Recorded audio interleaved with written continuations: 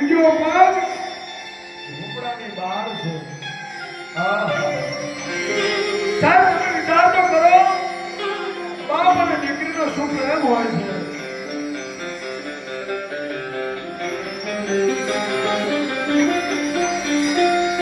એક પગ ઝૂંપડાની માલમાં છે, બીજો પગ ઝૂંપડાની બહાર છે. અને ત્યાં ગરીબડા બાપને એમ થયું કે ઓહો, જેને મને 2 મહિના રોટલા ખવડાવ્યા છે એના માવતરે એને ગમે એટલું આપ્યું હોય, દાયજાની માલિકા, આણાની માલિકા ગમે એટલું આપ્યું હોય, પણ સાહેબ 2 મહિના મને જેને રોટલા ખવડાવ્યા છે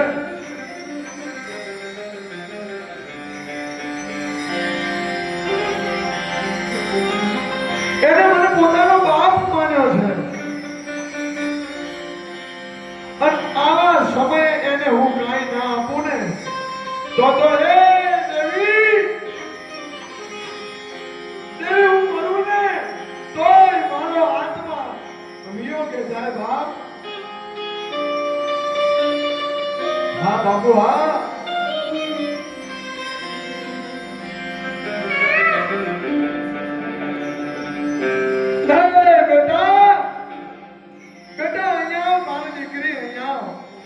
ભૂખ મારી હો.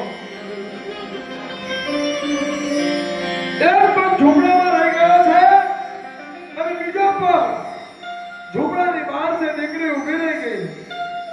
દીકરી કે હા બા, મને કઈ કહેવું છે? અહીંયા બેટા, મારે તને કઈ કહેવું નથી, પણ મારે તને કંઈક દેવું છે બા.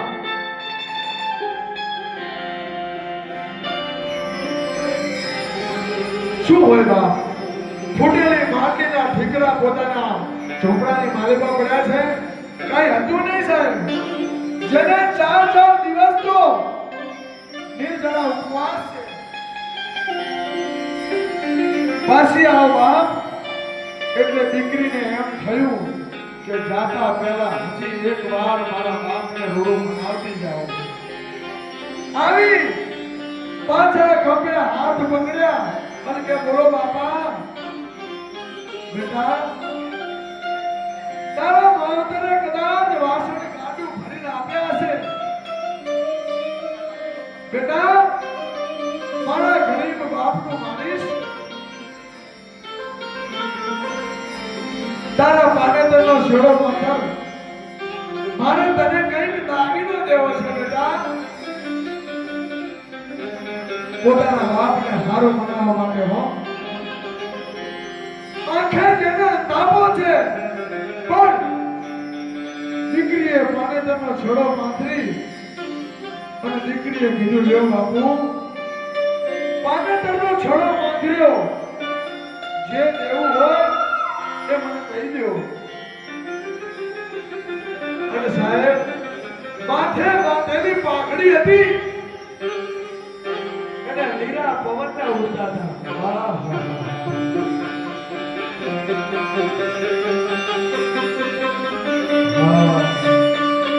સાહેબ, દુઃખ તો જેની માથે પડ્યું હોય ને એને ખબર હોય કે દુનિયાની માલિકા દુઃખ કોને કહેવાય. સાચું બાપલા સાચું. સાહેબ માથે બાંધેલી પાઘડીના લીલા ઉડતા હતા